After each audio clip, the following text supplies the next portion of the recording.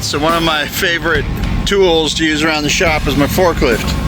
It's a Yale, it runs on propane. Hasn't been serviced in a while, so we need to do that, but she drips hydraulic fluid. Been playing around a little bit. It's coming right off the front of these pistons here. This side, pretty bad. Over here on the passenger side. Driver's side, it's just started leaking. It's not nearly as bad. It's not all running down the frame, but I just cleaned that up a little bit. I'm gonna take this thing, power wash it. Let's figure out how hard is it for a guy that's never worked on hydraulics before to get these two pistons out of here, get them rebuilt and put them back in. That's what we're gonna do on this episode of James Does Stuff He's Not Qualified to Do.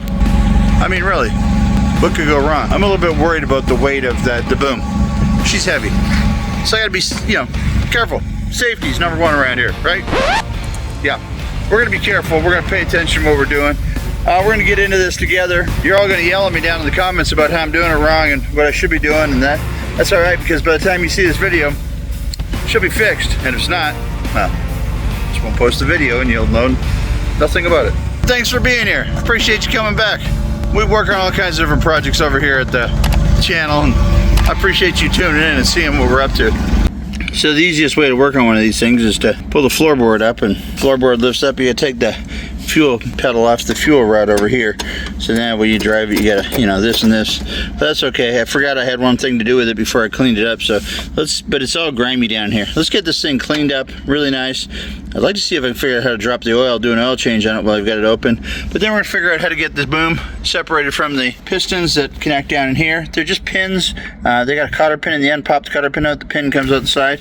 We're gonna play with that a little bit and see what we can do. The main thing is here, we're concerned about to get those rams out of here. This has got to be out of the way. So these rams have to be fully pushed in. Disconnect the hoses. We got to figure out how we make sure there's no pressure on that, because I don't actually know. We're gonna pull this off here so I can get that pin out of here, and then that pin slides out the side here. We can get that disconnected. This one here, same thing, pin on the inside, take it out of there. This pin here comes out the side here. That ram's loose, but then this boom's got to be out of the way. So I think what we're gonna do is we're gonna put a chain from the package guard, or no, sorry, package guard's missing, from the cage up here to the boom top, and then we'll have a way of letting that out. Might possibly drive this up against some pallet racking so it can't come this way on us, and then the chain will keep it from coming out that way too. But the main thing is it's going to want to fall forward on us, because we got to get it to go forward to get these things out. So should be a little bit of fun. I was gonna say what's the worst could happen, but long pointy things aimed at my chest. Let's not talk about that. All right, let's get it power washed, because nobody wants to work on a dirty project if you don't have to. Really want to get this cleaned up. It's never been washed. I've owned this forklift probably 20 years. 4,271.8 miles, or hours on it. Hours, sorry. Miles. That's a long trip. All right, we're gonna hit with the old AutoZone engine degreaser. Oh, didn't know if it would work. It's been sitting in the shop for a long time. We'll just soak everything down really, really good.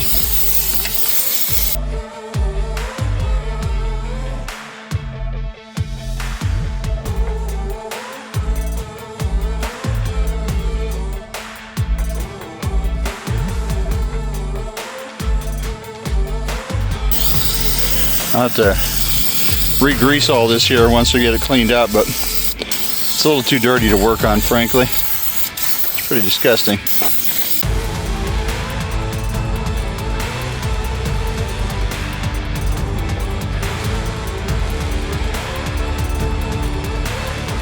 Wish she ran brand new, but she looks brand new.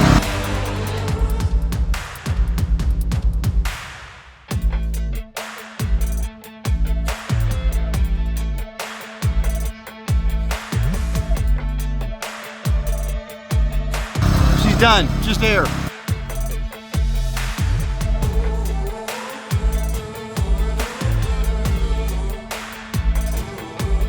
Now that we've soaked everything, including the camera, will she start? Oh yeah.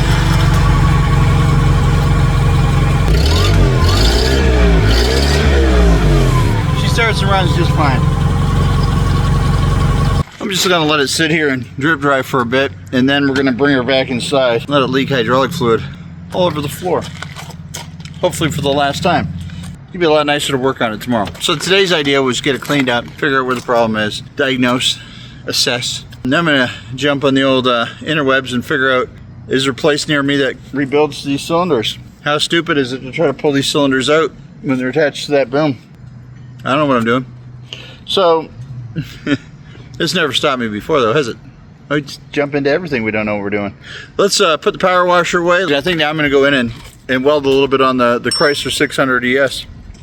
So if you found this video because you want to look at forklift stuff and you like fabrication, well, jump on over and check the other video that's linked down below. And we took a car and we cut 30 inches out of the middle of it. I won't keep you. We're gonna get right back to this thing here tomorrow, which is right now in video land. All right, guys. So it is the next day. I made some phone calls and I found out that I can get these Rams rebuilt. I got a price range, about $150 to $200 a Ram is what it's going to cost to rebuild them. So tonight we got to get the Rams out, and well, I've got a plan. You want to see it? All right, so down here at the bottom, we've got the boom runs up here, right? Down at the bottom, we've got a pivot point, and then we've got the Rams that connect here, and the Rams pull that boom in and out, which then ultimately lifts and lowers the front of the forks for tilting. So the Ram comes back here and connects on the back side here. There's a large pin, a cotter pin in it that goes through. It looks like this cover comes off here. That's how we're going to get the pin out.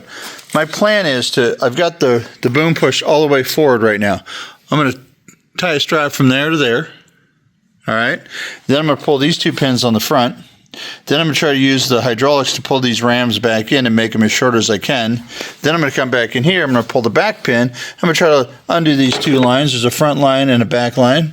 And then I'm going to try to lift that whole Ram out of there. And well, we're just going to see how that goes. That is adequately strapped off.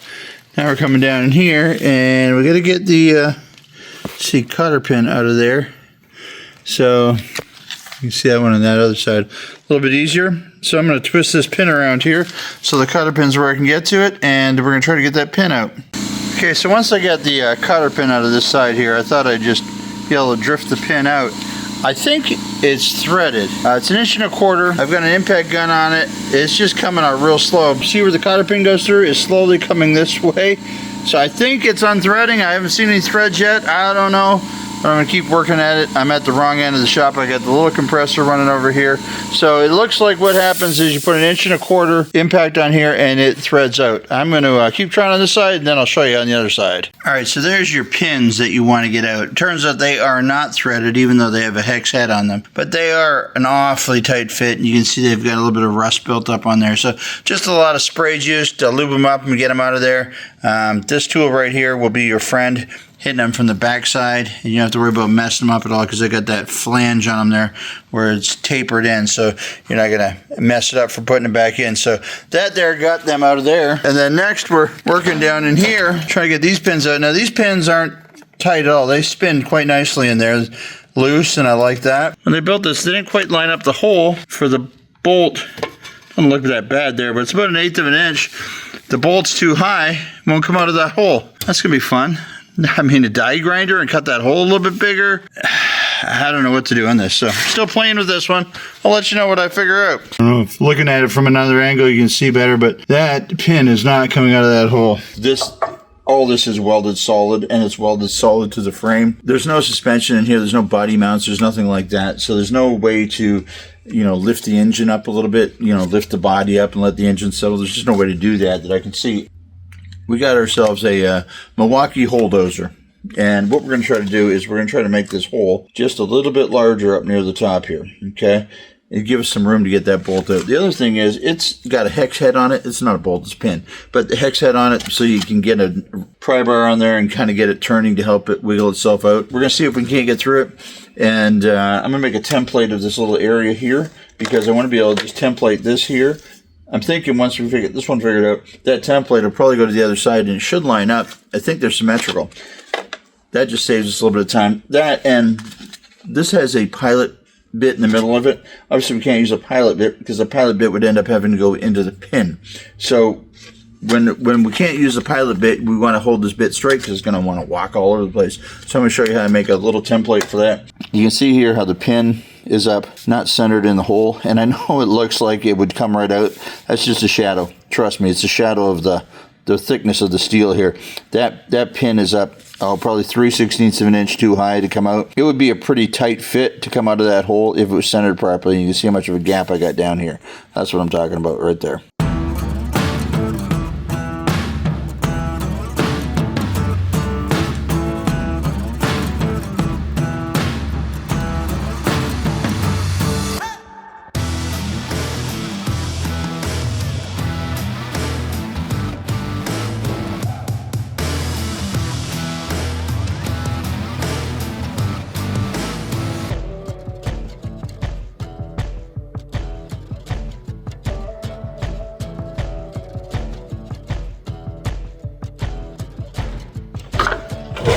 That's pretty nice.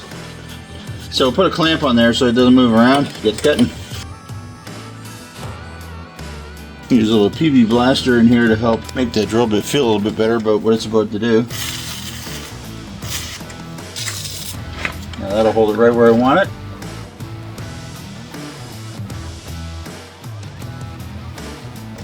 That already went through. I really thought I was in for a bigger fight than that. I'm glad I wasn't.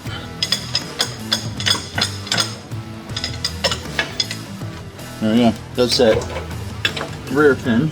Now we gotta see if we can get the ram out of there. Imagine it's heavy. And look at that. And the second side, the driver's side, I guess, is equally successful. Let's go ahead and drift that pin out of there.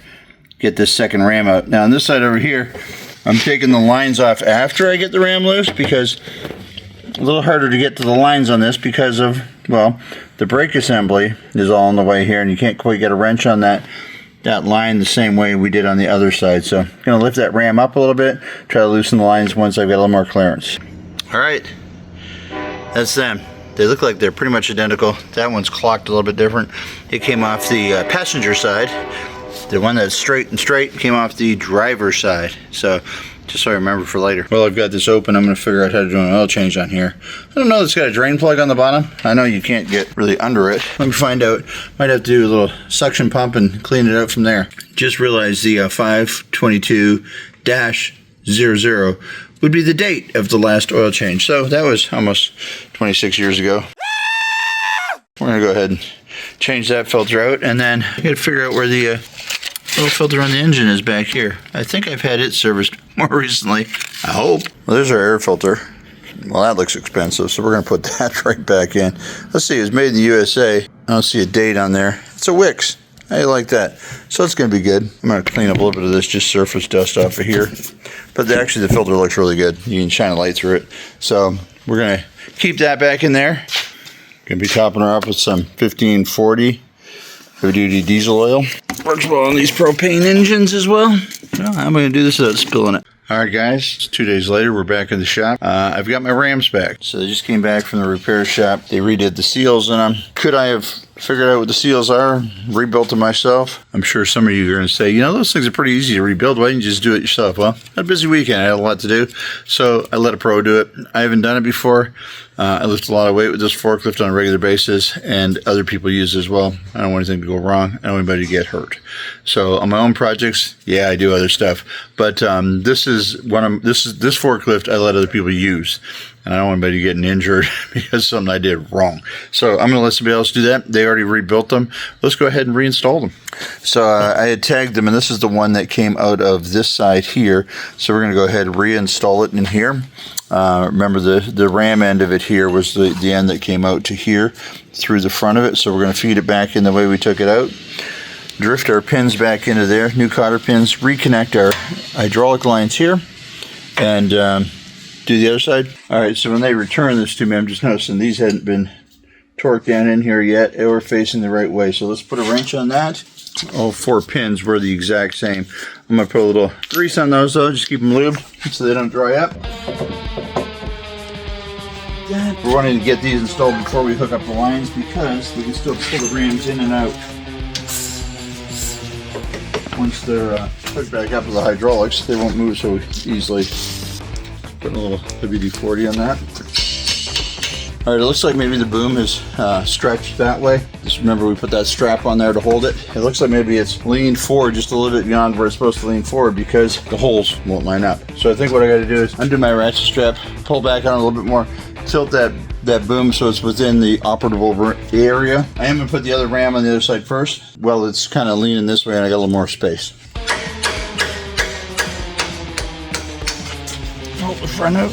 These bolts here are at the bottom, so we're gonna want to twist that around, get it the right way, and then pull this out. Again, it won't quite come far enough forward. Okay, so this one over here is giving me a little bit of trouble getting him back in. I can't quite get him lined up. You got an option of using a bigger hammer. You got to be careful though. There is a sleeve in there. I don't want to mutilate the sleeve busting this thing in here. So here we have a pry bar. See if I can wiggle it that way. So what I want to do now is get these where I can put a pin in them. And I'll put the pin in from the top. I'm going to get a socket on here, rotate it around so that the eyelet of the pin is in the back so I can see the fingers and I can spread them around. Turn that, get the pin to drop down through. Push those over, bent them around, and that is locked in place. We'll do the exact same thing for the other 3 pins. Then we'll go ahead and hook up hydraulic lines. Quick pro tip from somebody that's not a pro. I should have connected the hydraulic lines and tightened them down a little bit before I put the pins in, because it's a little hard to swing the wrench in the space that they gave you. I've got the left side done, and that's the tightest space, so I think I'll be okay on the right side, but if I was to do it again, I would definitely go ahead and tighten up those lines onto the fittings before I dropped it in, because you can still lift it up, you get the wrench to swing a little bit more when the pins aren't in it and it's not locked in place. So, pro tip from not a pro. So first thing we're going to do is take our 15mm wrench and just make sure these guys are snugged. Oh, okay, whoever put this one together already snugged them. Nice. Now here I've got a lot of room to swing the wrench around, so I don't think it'll be much of a problem. The other side we had the bracketry that holds the brakes in place, the brake pedal in place, and the master cylinder and all that. It was in the way. These are all just brass, so make sure when you're starting them, they are indeed not stripped. All right, so quick thought through. We've got all 4 pins back in. We've got all 4 hydraulic lines reconnected. We should be ready to test it out.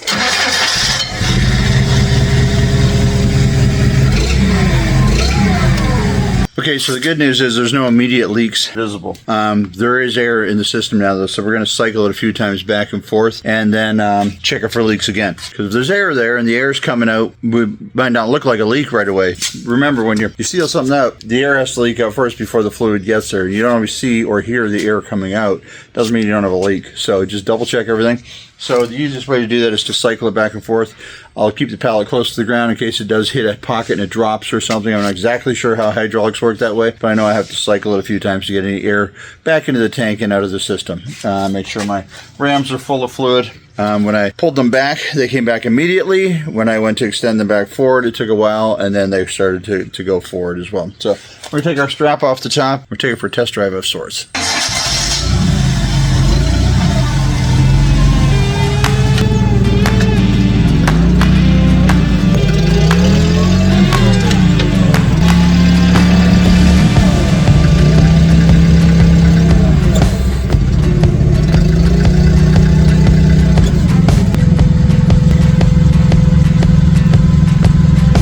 To report the leaking is stopped. So remember, I'm not a hydraulics guy, I'm not even a mechanic. Just a guy that likes to figure out how stuff works and make it work. I think this one worked. Leaning forward. Leaning backwards. Looks good. Nothing's leaking. There are no drips on the floor from where I backed up, moved the other pallet, came back in. We're done. The rams cost me a little less than $200 a piece to have rebuilt for the seals on the labor. So this whole project is in and done in a couple days of my time. Just, 2 hours here, 3 hours here, 5 hours maybe of labor, and $400. And those are completely rebuilt. I'm pretty happy with that. Low cost repair. Get out there, work on your projects, make it happen. Might surprise yourself what you can do. The shop foreman's come out to make sure I've done a good job. Mabel, did I do a good job? Sit. High five. Yeah, good girl. Thanks for watching the channel, guys. Give it a thumbs up, like, subscribe. We like to do some basic stuff on the channel as well as some of our bigger projects like the campers and cutting cars in half and things like that. So let me know what you think of that. Do you want a bunch of little small projects? Do you want just the big projects? Just let me know. We're just trying to find a way and figure out what everybody likes to watch. So thanks for joining us. Till the next time, get out in your project garage and project. Do something.